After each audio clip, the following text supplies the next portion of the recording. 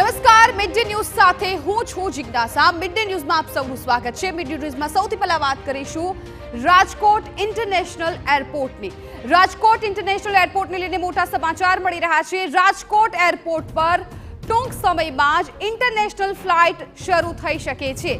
પ્રથમ ફ્લાઇટ દુબઈની મળે તેવી શક્યતા છે। ટર્મિનલ ખાતે ઇમિગ્રેશન કસ્ટમના કાઉન્ટર તૈયાર કરાયા છે। કેન્દ્રીય ગૃહ મંત્રાલય, નાણાં મંત્રાલયને એરપોર્ટ ઓથોરિટી દ્વારા જાણ કરાઈ છે। સંબંધિત તમામ વિભાગોને એરપોર્ટ ઓથોરિટીએ માહિતી આપી દીધી છે।